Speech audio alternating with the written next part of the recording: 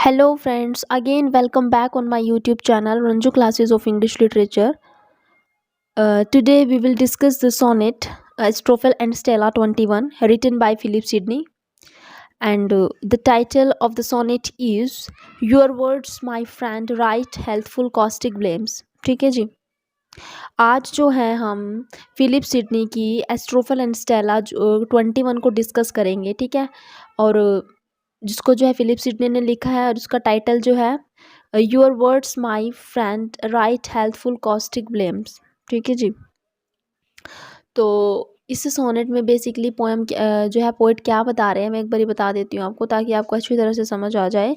इस सोनेट में जो है पोइट बोल रहे हैं कि उनके फ्रेंड जो है उनको पोइट को जो है एडवाइस दे रहे हैं कि तुम्हें जो है लव नहीं करना चाहिए, ठीक है, इतना प्यार नहीं करना चाहिए। पोइट को जो है समझा रहे हैं, बट पोइट जो है वो मानने को बिल्कुल भी तैयार नहीं है, वो नहीं मानते। वो तो बस उनका दिल जो है दिल दिमाग से पूरी तरह से स्टेला के ख्यालों में जो है खोए हुए हैं, स्टेला से प्यार करते हैं। अब एस्ट्रोफिल एंड स्टेला का मतलब क्या होता है मैं आपको बता देती हूँ। एस्ट्रोफिल का मतलब होता है लवर, जहाँ पर यहाँ पर जो है लवर कौन है, पोइट हैं, ठीक है। एंड स्टेला मीन्स स्टार, ठीक है। तो स्टार यहाँ पर उनकी बीलाविड होगी पेनिलोप, ठीक है। तो यहाँ पर उसी की बात की जा रही है। पेनिलोप, स्टेला का मतलब होता है स्टार, पेनिलोप। उसके बाद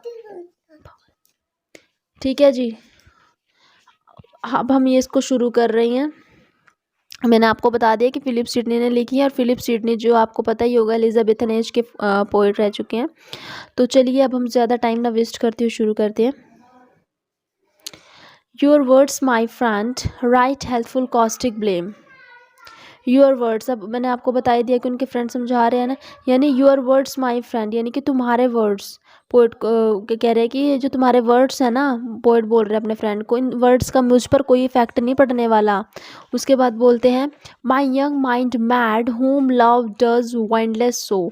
यंग माइंड यानी कि जो मेरा माइंड है ना, ठीक है, वो तो है पूरी तरह से किसके प्यार में पड़ा हुआ है, पूरी तरह से जो है स्टेला के प्यार में जो है पड़ चुका है, उसी के ख्यालों में खोया हुआ है।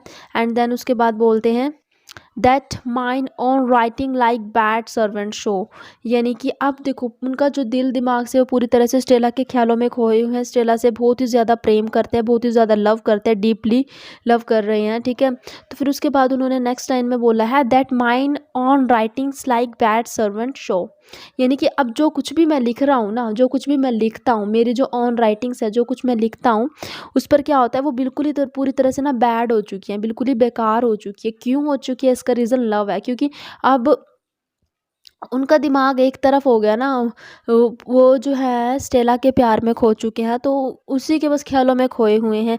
अब राइटिंग्स के ऊपर उनका ध्यान नहीं जा रहा है। प्यार में जब वो कहते हैं ना प्यार अंधा होता है, वो बात हो रही है यहाँ पे। तो इसकी वजह से उनकी राइटिंग्स पर भी जो है इफ़ेक्ट पड़ रहा है, तो वो कुछ अच्छा नहीं लिख पा रहे हैं।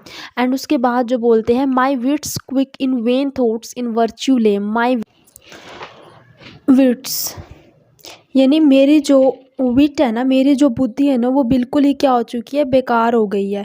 क्विक इन वेन थॉट्स, उसमें जो है जल्दी जल्दी क्या आ रहे हैं, वेन थॉट्स आ रही हैं, ठीक है ना। वेन थॉट्स का मतलब होता है कुछ अच्छा नहीं लिख पा रहे हैं, अच्छे विचार नहीं आ रहे हैं पोइट के माइंड में, ठीक है, और बिल्कुल ही बेकार सा विचार आ रहे हैं, ठीक है। और उसमें जो है ना वर्च्यू इन वर्च्यू लेम, यानी उसमें जो गुण है ना वो भी पूरी तरह से बिल्कुल ख़त्म हो चुके हैं, बेकार हो चुके हैं, ठीक है। तो मतलब कहने का है कि पोइट जो है पूरी तरह से स्टेला के प्यार में पड़ चुकी है, तो उनका जो है ना ध्यान नहीं लग पा रहा है, ठीक है। वो राइटिंग्स जो है अच्छी नहीं लिख पा रहे हैं, कहने का मतलब ये है। उसके बाद हम देखते हैं नेक्स्ट लाइन में क्या लिखा हुआ है। That Plato I read for not but if he team. That Plato, Plato को आपको पता ही होगा कौन थे प्लेटो। प्लेटो जो है वो एक ग्रेट फिलोसोफर थे, ठीक है।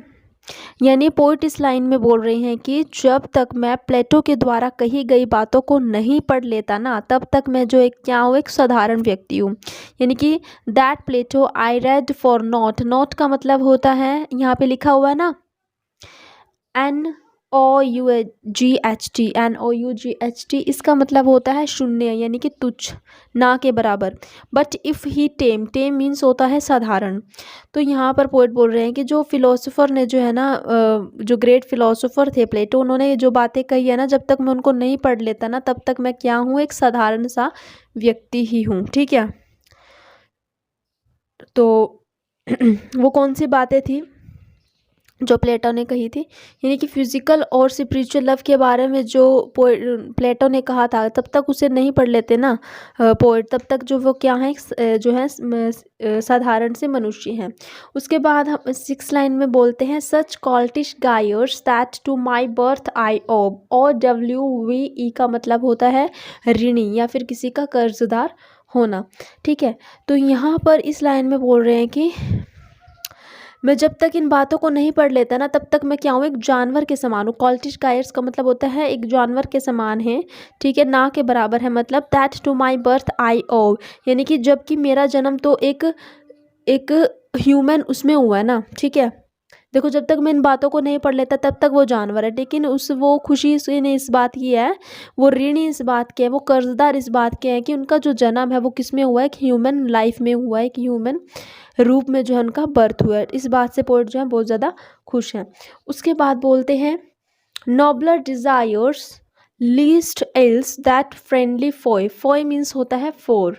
ठीक है, तो यहाँ पर नॉबलर डिज़ायर्स का मतलब है और लीस्ट एल्स का मतलब होता है कम से कम। नॉबलर डिज़ायर्स का मतलब जो कुछ अच्छी सी डिज़ायर्स होती हैं, इच्छाएं होती हैं, उनकी बात कर रहे हैं। तो यानी कि कम से कम मुझे नॉबलर डिज़ायर्स को जो है प्रेजेंट करना चाहिए अपने फ्रेंड के लिए, पोएट ये बोल रहे हैं। उसके बाद बोलते हैं,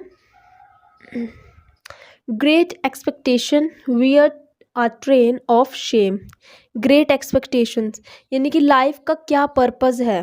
ठीक है, लाइफ के बारे में बात कर रहे हैं यहाँ पर। ठीक है, great expectations where are train of shame, यानी कि जिनको मुझसे ग्रेट एक्सपेक्टेशंस है, ठीक है, उनके लिए मुझे जो है नॉबलर डिज़ायर्स रखनी चाहिए।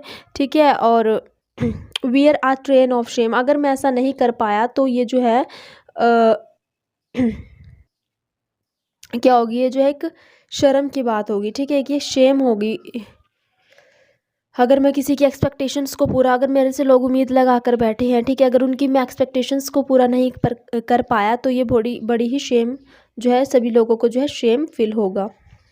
उसके बाद बोलते हैं, four scenes mad March great promise made of me, यानी कि अब वो सभी लोगों ने जिन्होंने मुझसे उम्मीदें लगा रखी है, ठीक है, और उन्हें मुझसे बहुत एक्सपेक्टेशंस हैं कि मैं कुछ अच्छा करूं। If now the may of my years such much decline, यानी कि if now the may of my years, यानी कि अब इस लाइन में जो है पोएट बोल रहे हैं कि अब मेरी जो है ना जवानी के जो है कितने दिन बचे हैं, थोड़े ही दिन बचे हैं। ठीक है, यानी मेरे जवानी के दिन जो डिक्लाइन होने वाले हैं, बिल्कुल ही ख़त्म होने वाले हैं।